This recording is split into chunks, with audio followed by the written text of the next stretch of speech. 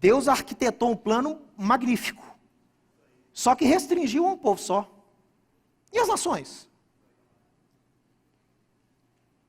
E quem não tem memória? E quem não tem festa? E quem não teve patriarca? E quem não teve rei? E quem não teve profeta? Que é a maioria dos povos da terra. Como faz? Aqui está a solução. Deus planejou enviar o seu próprio filho, o Mashiach, que ele é a Torá sem fronteiras. Ele universaliza as benesses de Israel para o mundo. É só através dele. Não é através de rabino nenhum.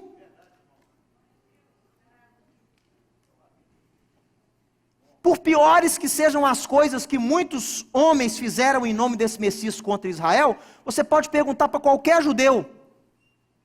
Hoje você vai em qualquer lugar do mundo, pergunta para as pessoas, vocês sabem qual foi a luta de Davi contra Golias? Você sabe. Você já ouviu falar numa história de conquista de Jericó, que a muralha caiu? Conheço. Você já ouviu falar de Moisés que tirou o povo do Egito? Sei quem é Moisés. Pode ir em qualquer lugar do mundo. Eu pergunto a você, quem foi o judeu, quem foi o representante de Israel que trouxe esse conhecimento ao mundo? Foi Maimônides? Saia na rua aqui e pergunte para a pessoa aqui no Mineirão, quem foi Maimônides?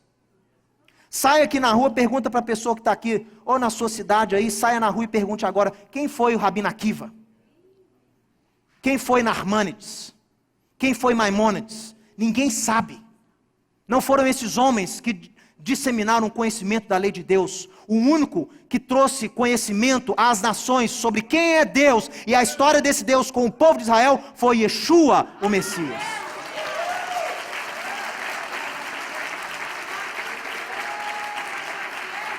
E ele é o único veículo que internacionaliza.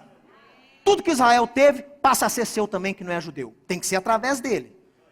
Não vai inventar de pegar atalho não, que você vai dar com os burros na água. Não tem atalho.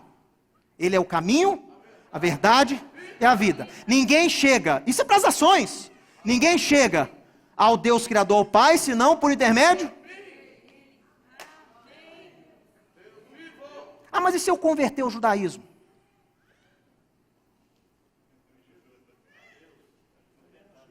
Eu vou ter acesso às experiências de Israel? É só converter o judaísmo. Será? Se você interpreta que as nações no futuro vão estar próximas a Deus, porque elas vão converter ao seu judaísmo, você joga Isaías, Ezequiel e Joel fora. Porque eles atestam que nações subirão com a sua diversidade para adorar a Deus lá em Jerusalém. Se todo mundo converte ao judaísmo, se o propósito maior do eterno for que todo mundo converta ao seu judaísmo, não vai ter nação no futuro para subir. Vai ser todo mundo judeu. Cadê as nações? Cadê a variedade de línguas, tribos, raças? Não vai ter tudo judeu. Cadê as nações que Deus mesmo criou? Deus criou as nações. Deus criou os povos. Deus deu aos povos as suas culturas, pelo menos as mais básicas. Deus deu a diversidade para a humanidade. Deus criou as nações lá em Babel. Deu língua, foi Deus que criou as línguas. Deus criou isso tudo para depois jogar isso fora.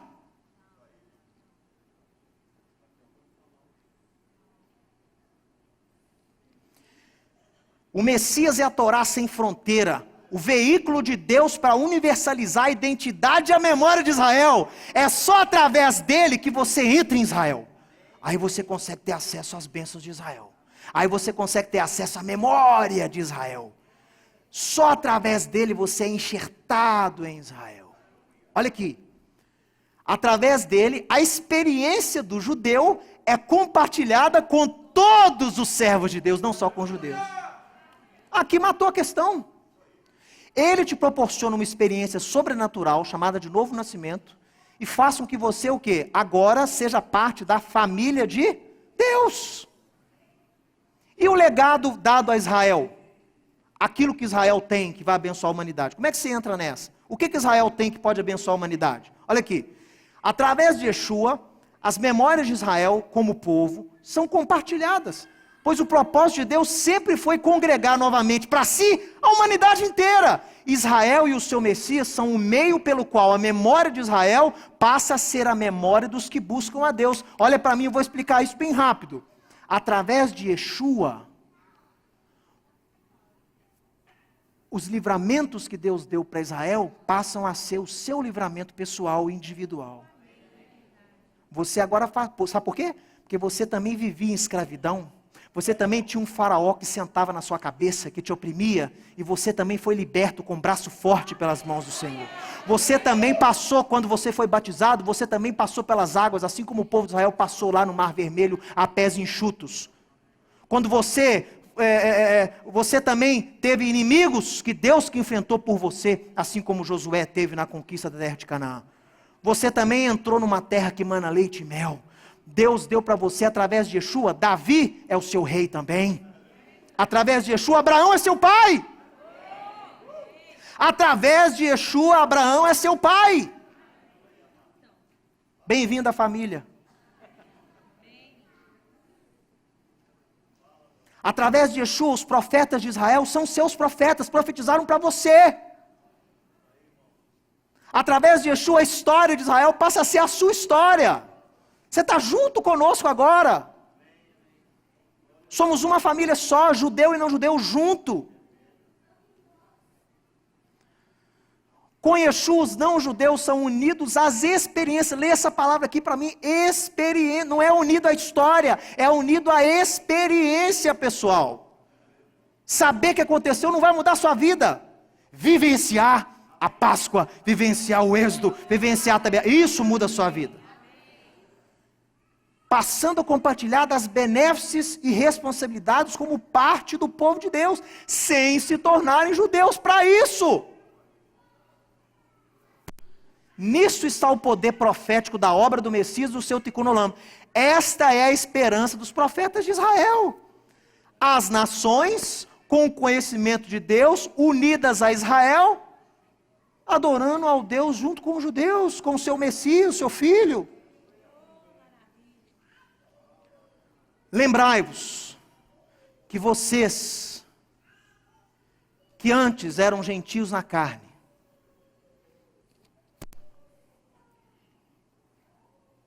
lembrai-vos, Cacá estudou com o Rabino Shulam, lembra da regra do Rabino Shulam para estudar Paulo, pronomes. Quando Paulo fala vós, está referindo-se a não judeus. Quando ele fala nós, está referindo-se a judeus, ou messiânicos ou não. Lembrem-se vocês, quem ele está falando aqui? Quem não é judeu.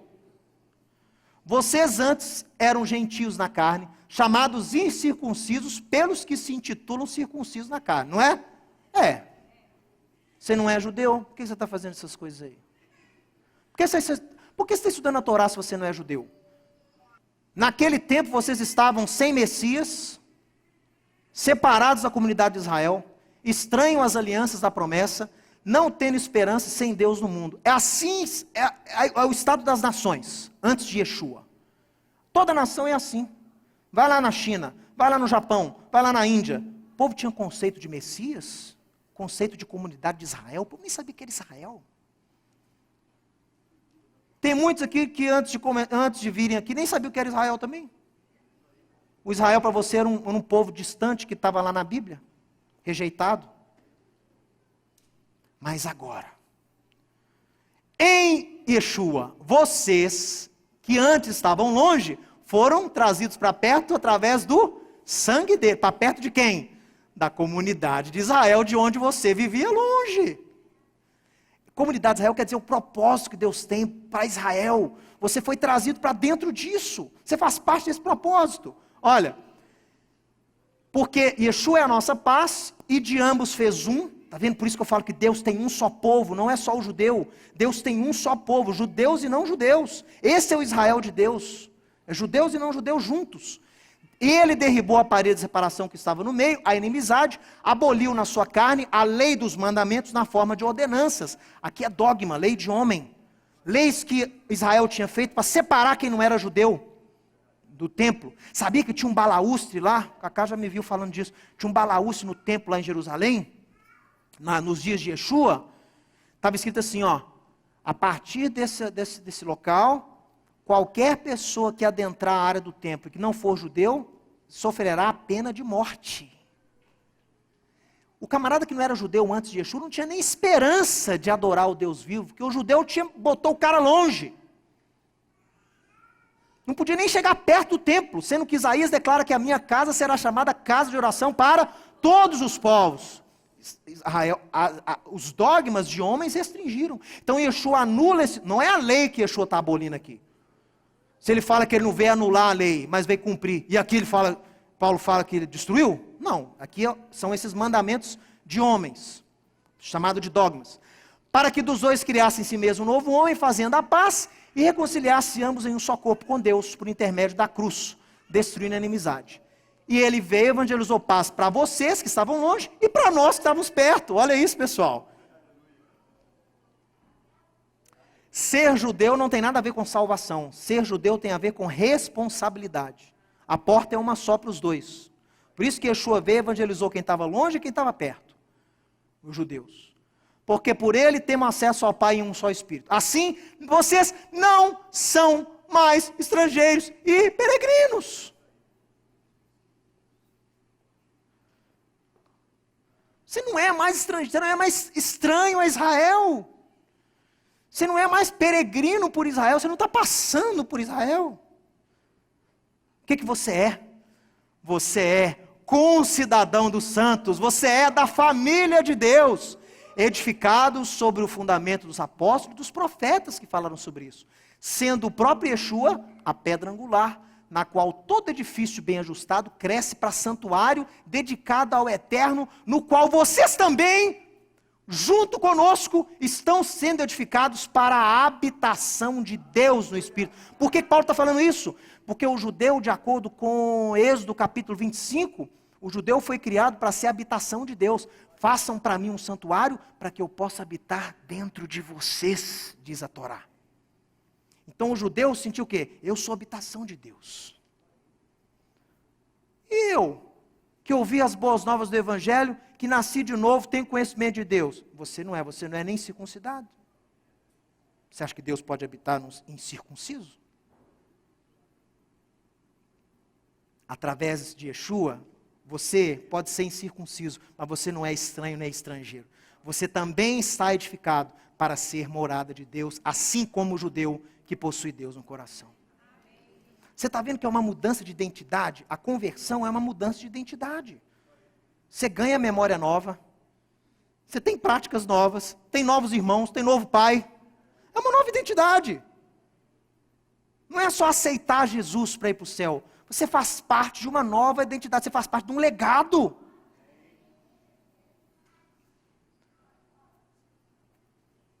Olha o legado que você agora faz parte, mas é só através de Yeshua, hein? Não cai no papo furado aí não.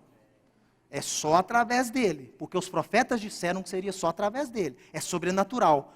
O que é de Israel até os dias de hoje? A adoção. Eles são filhos. Isso aqui foi Paulo que disse, não fui eu não. Eles são israelitas, pertence a eles a adoção. O que mais pertence a eles? A glória. As alianças, inclusive a nova. A Torá, a lei, o culto, as promessas no plural. Deles são os patriarcas e deles é o Cristo, descende o Cristo. Se você não aceita Israel como seu parceiro em propósito, você vai ficar com ciúme. Mas se judeus têm coisa demais. Tem lei, tem glória, tem adoção, tem Messias, tem Torá, tem... Peraí, Deus foi injusto. Deus não criou um novo propósito e te deu. Deus incluiu você num propósito magnífico que Ele criou. Esse é o problema da teologia normativa cristã. Crê-se que Deus criou um novo propósito com a vinda de Jesus e a instituição da igreja. Não é isso. Os que são salvos em Cristo são anexados a um propósito maior e muito mais antigo do que você imagina. Por isso que eu falo que o propósito de alcançar o mundo não nasceu em Atos capítulo 2, não nasceu em Pentecoste. Nasceu lá em Gênesis 12. Por isso que Abraão também é seu pai. É claro que lá em Atos 2 houve o quê? Assim como o Êxodo 20, uma capacitação sobrenatural para você cumprir essa missão. Mas o propósito de Deus é alcançar as nações. Não surgiu com a grande comissão de Yeshua lá em Mateus 28. Já existia desde lá dos profetas de Israel. Olha aqui. Eu tenho que encerrar. Por essa causa, eu, Paulo, sou prisioneiro do Messias, por amor de vocês, gentios. Se é que vocês têm ouvido a respeito da dispensação da graça que Deus deu a mim, para vocês.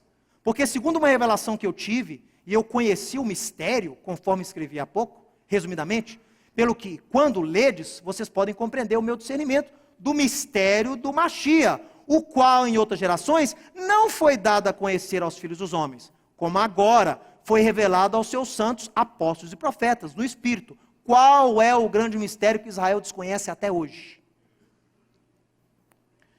Que os gentios em Yeshua são co-herdeiros, membros do mesmo corpo e co-participantes da promessa.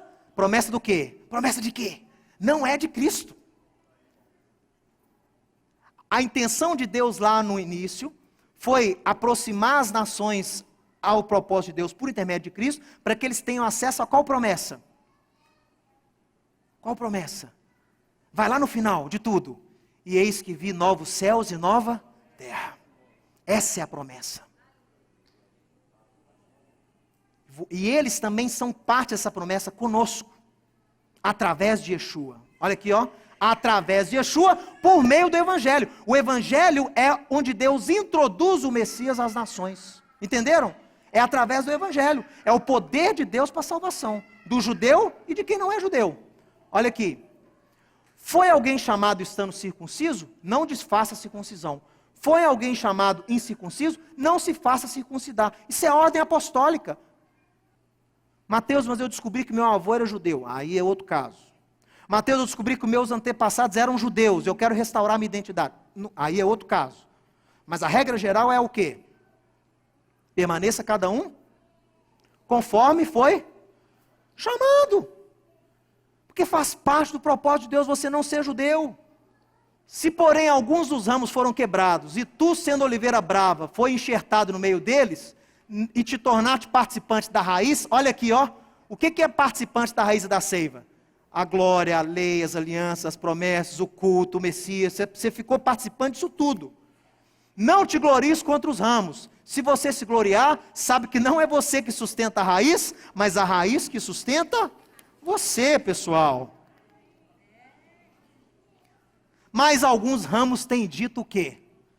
O que alguns ramos têm dito? Alguns foram quebrados, os judeus rejeitaram Jesus lá, para que eu hoje fosse a igreja de Deus. Paulo já avisou há 2000 anos que isso iria acontecer. Bem, pela incredulidade deles, eles foram quebrados. E você, pela fé, você está firme. Mas não te ensoberbeça, teme. Porque se Deus não poupou quem era natural, também não vai poupar você. Considera a bondade e a severidade de Deus. Para com eles que caíram, Deus foi severo. Para com você, foi bondoso. Mas se você permanecer nela, de outra sorte, você também será cortado. E eles também, se não permanecerem na incredulidade, serão enxertados. Porque Deus é poderoso para os enxertar de novo. Porque se você foi cortado contra a natureza de uma oliveira brava e contra a natureza enxertado em oliveira boa, quanto mais serão enxertados na sua própria oliveira aqueles que são parte da oliveira natural. Essa é a minha esperança. Por mais que eu trabalhe para a conscientização da igreja sobre esses propósitos, a ânsia do meu coração, o desejo lá dentro do meu ímago, do meu íntimo, é ver o quê? É ver os meus irmãos judeus, meus compatriotas segundo a carne, serem reenxertados. Esse é um chamado que também tenho. Vivo nessa esperança. E Paulo já dá uma palavra para a gente não esmorecer. Porque é difícil, viu? Você sabia que a religião que é mais odiada no mundo é o judeu messiânico? Outro dia eu vi um artigo disso. A religião que é mais odiada no mundo é o judeu messiânico. Ele é rejeitado pelos outros judeus. Ele é rejeitado pelo cristianismo. Pelos muçulmanos.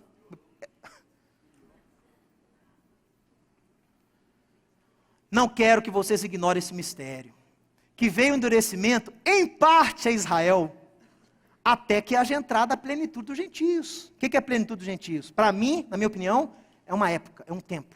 Tum, quando chegar nesse tempo, tum, Deus vai continuar o plano. Qual é o plano? E depois que alcançar essa plenitude, que eles serão alcançados, todo Israel será salvo. Porque está escrito, virá de Sião o libertador e apartará de Jacó as impiedades. Esta é a minha aliança com eles, quando eu tirar os seus pecados. É um compromisso que Deus tem com Israel, pessoal. É um compromisso que Deus tem para Israel. Por isso que o Rabino Shulam fala, não preocupe em pregar para judeu não. Deixe que judeu pregue para judeu. Interceda por Israel, ore pela paz de Sião. Porque com eles a coisa é diferente, com eles há um compromisso. E Deus lida conosco de uma forma bem peculiar. Então fique tranquilo, ore, interceda pela salvação de Israel, clame pela guarda do povo judeu. Judeu messiânico, ajude o judeu messiânico.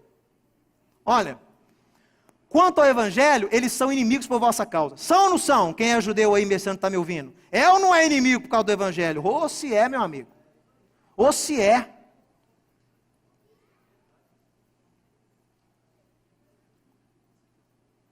O judeu na sinagoga aí, ó, pode crer em Buda, em Confúcio, em Chico Xavier, pode consultar morto, eles podem fazer tudo. Eu sei, porque aqui tem até pai de santo judeu aqui, Belo Horizonte.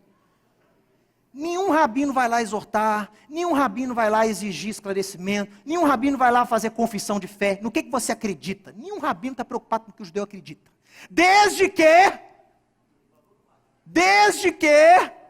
essa crença não envolva o quê? A grande pedra de tropeço e cálice de tontear de Israel, Yeshua. Se Yeshua está envolvido na equação, meu amigo, aí a casa cai. Você pode ser o judeu mais fiel, você pode dar mais testemunho de judeu, seus filhos podem saber toda a halahá, mas se descobrirem que você acredita, porque em prática não tem diferença, mas descobrirem que você acredita que ele é o Messias, você é excluído sumariamente. Chega um descendente judeu lá para querer saber sobre restaurar a identidade judaica. Se o camarada nunca teve contato com o cristianismo, com nada, aceita o cara sem conversão. Mas como a maioria dos que chegam lá dizendo serem descendentes vieram no cristianismo, o que eles estão exigindo? Conversão sem papo. Você pode fazer protestos, você pode fazer o que for. Mas hoje, por causa de Yeshua, eles exigem a conversão. E a conversão deles é o quê? Você tem que negar mesmo. Tem que negar que você tem envolvimento com ele ou com qualquer coisa parecida. Mas enfim, eu tenho que terminar. Assim também agora que esses foram desobedientes, para que igualmente alcance a misericórdia à vista da misericórdia que foi concedida para vocês. Amém, pessoal? Então ore, não fique soberbo, não fique nesse espírito triunfalista. Aos judeus, se quiserem fazer parte de algum propósito divino, que eles aceitem Jesus, que eles entrem nas nossas igrejas, que eles façam parte da nossa denominação. Não é assim. Foi você que foi enxertado neles, é você que foi enxertado num propósito que já existia entre Deus e eles. Deus não cria um propósito novo para a igreja. O propósito é um só, desde do Éden, de Gênesis 3,15, é um só. É você que tem que se adequar, é você que recebe leis, é você que recebe Torá, é você que recebe aliança, é você que recebe promessa, é você que recebe Messias. Ele já tem. Não fique nesse espírito triunfalista. Mas, aqui ó, ouve o apóstolo, não ensoberbeça, tema. Se em relação ao evangelho, hoje ainda são meus inimigos, com relação aos patriarcas, são o quê? Amados, porque são seus irmãos. Eu sei que isso é difícil você entender, mas pensa num conceito apostólico. Se Paulo escreve lá em Gálatas 3, que Abraão é seu pai pela fé, e os judeus são filhos de Abraão, então de uma certa forma, o judeu, mesmo ainda não messiânico, é seu irmão. Ele está precisando de uma transformação, porque ser filho de Abraão não basta. Ele precisa transformar, mas você tem que ajudá-lo como irmão. Quanto a Yeshua, ele pode te odiar, mas por causa das várias coisas que te conectam a ele, você deve amá-lo. Aí você incita o ciúme. Não é ele que vai enciumar, eles vão sentir ciúme de você. Quem é esse povo lá? Não são judeus. Celebram as festas, celebram a Torá, estudam a Torá, guardam os mandamentos aplicáveis a eles, compreendem Deus, honram o Shabat. Que povo é esse? Aí, a sementinha é brotada lá dentro. Quem é que faz essas pessoas que nem judeus são, amarem tanto assim Israel, amarem tanto a Deus, amarem tanto a palavra de Deus assim? Quem é o responsável por isso? Aquele que era, é e está voltando. O nome dele é Yeshua, o Messias.